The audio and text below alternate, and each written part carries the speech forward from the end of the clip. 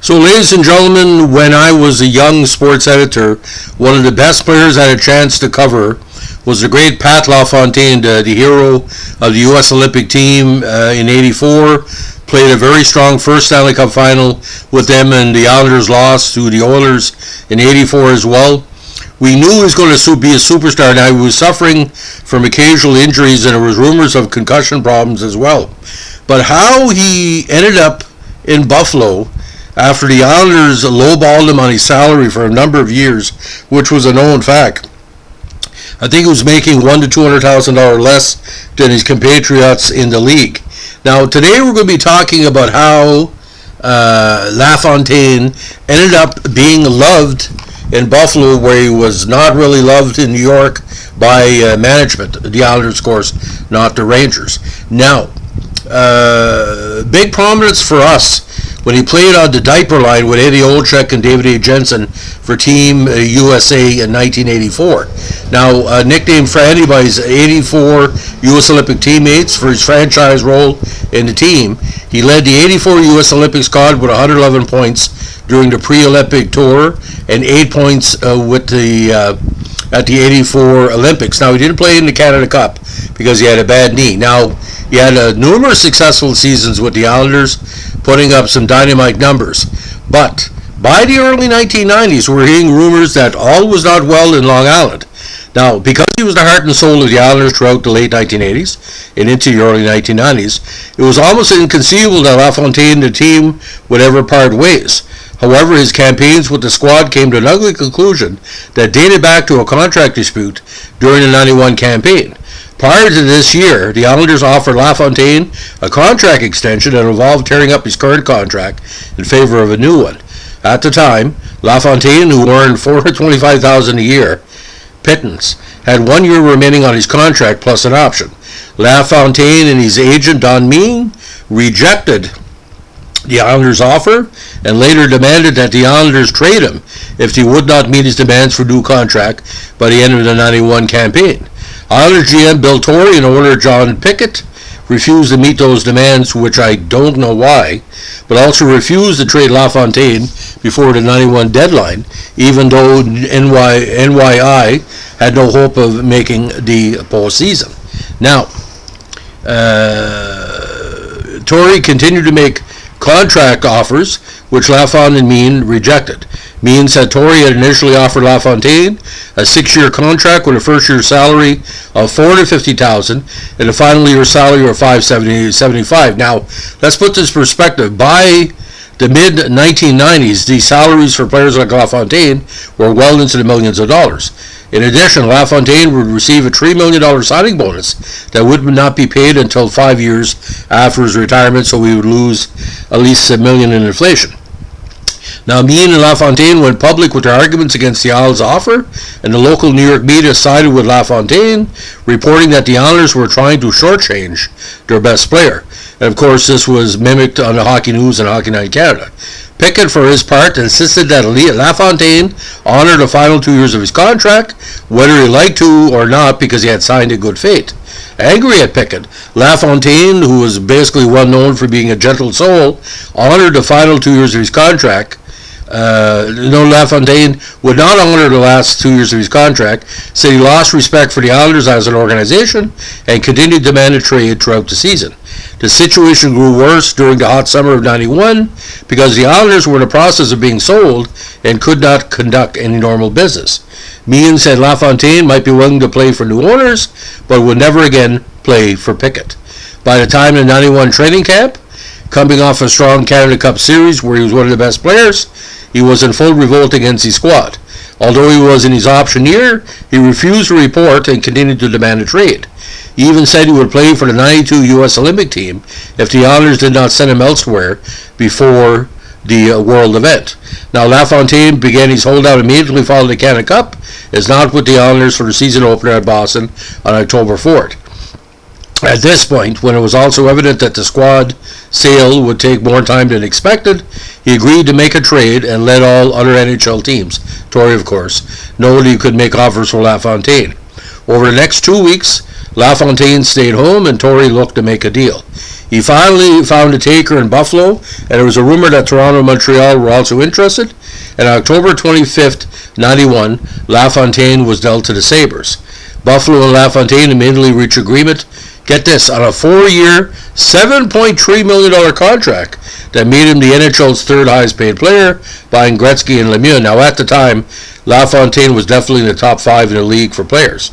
He was given $1 million signing bonus and salaries escalating from 1.4 to 1.8. The contract also included incentive clauses that rewarded him richly for any 50-goal or 100-point season. Lafontaine was delighted with his contract, and his first game with Buffalo versus Hartford on October 27th, he scored a goal and had 2 assists in the 5-1 Sabres win. Now, he would definitely let the Sabres to the Stanley Cup, but throughout his NHL career, he really suffered from bad concussions. Again, he was prone to head injuries, but after coming back from at least 4 major ones, his career was ended by a devastating head injury suffered when he collided with teammate Mike Keane at center ice during the Rangers' March 16, 98 game versus Ottawa. At the time, he thought he could still play again. Buffalo let him go, and he went to the Rangers for 2 draft picks. When he again began to experience post-concussion headaches, Lafontaine sought the advice of specialist Dr. Jim Kelly, not the football quarterback, of course, a noted specialist in Chicago. Kelly had previously cleared Lafontaine to continue his career after head injuries, but after studying test results in late June 98, he suggested Lafontaine retire. Faced with the risk of permanent brain damage, he took the advice and opted to retire in the summer of 98. Now, he didn't score 500 goals in the NHL. To me, if he would have stayed healthy, he would have scored 700. But very, very interesting situation with Lafontaine. And I give you this. He was not only traded by himself to Buffalo, but also Randy Hillier, Randy Wood, and a 92 4th-round pick for Dean Melanson. And in exchange for Lafontaine, Pierre Turgeon, which was sort of like 3/4 of Lafontaine, so at least he got a big piece in that. Huey Krupp, Benoit Hogg, and Dave McElwain on October 25th, 91. Now, this led to Buffalo being a Stanley Cup contender in the 1990s, but the idea with Lafontaine with Buffalo, they didn't have enough good goaltending to put them over the hump. They had a good team, and the Islanders had a good team as well with Turgeon. The lost to Montreal in the semifinals in '93. So there was only one player that I think Lafontaine could have been traded for that was tradable or was on the block. It was Pierre Turgeon. Now, if Lafontaine would have went to Montreal, would have went to St. Louis like Gretzky did, went to the Rangers, he went to Rangers later on, maybe somebody would have protected him more. But Buffalo didn't really have any goons per se. Sure, they had some tough players, but not enough to protect him. And in the auditorium in Buffalo, that's a small rink, he couldn't really hide. Now, they say he suffered 4 major concussions. I think he suffered more than that. But Dick Irvin Jr. said an awful interesting point about Lafontaine. After he retired, he said he can imagine what he would have done. And it kind of tied into the Brett Lindros concussion as well, and Paul Kariya situation, and like currently with Sidney Crosby. He kind of opened the door for concussion research now of the modern era for the NHL and some other sports leagues, because as good as Lafontaine was, and Lafontaine was smooth, one of the best players ever in history of hockey,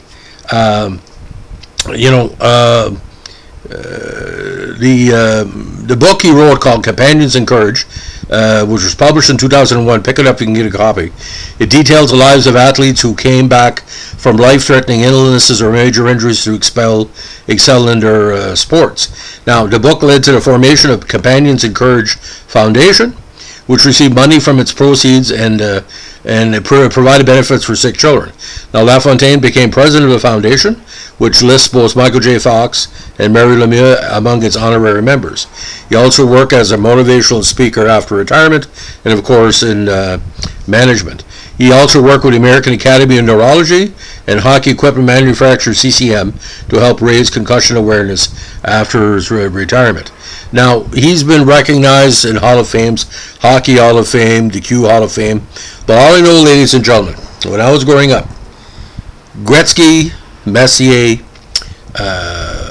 Lemieux, Pat Lafontaine, Marcel Dion, all the superstars of the NHL, the Stastny brothers, from the time when Montreal lost their Stanley Cup run in 1980 to the late 1990s, that was a golden era because the Islanders won 4 cups, Trottier, Bossy, and all that. It was a beautiful time because each team had their heroes. And can you imagine if Bossy back problems and if Bossy would have been around on the same line on the same power play? It boggles the mind. I think the Islanders would have came back and won a cup if Lafontaine and Bossy would have played together. Because Bossy once said, he said, this guy's going to be a superstar, and he was right. Because you should know, because the Q players, I mean, Bossy, who was one of the kings, roi of the 1970s era. So, ladies and gentlemen, it's our latest Buffalo Sabres podcast. If you like what we're doing, of course, it's dedicated to our great follower, Sabres fan. She's always giving good requests and good comments. If you like to see more on Buffalo, it seems like every time I do a Buffalo podcast, I think New York State has been very good to our channel here. We appreciate it. If there's something with Buffalo you'd like to see me do besides the big 3 and different stuff, let me know. But I'm fascinated by Buffalo. I always consider Buffalo the unofficial other Canadian team, so close to the border, like Detroit. But I have a better fascination for Buffalo with Detroit because as a Montreal Canadian fan, I can respect Buffalo. Can't respect Detroit. Don't ask me why. Thanks for listening. Bye.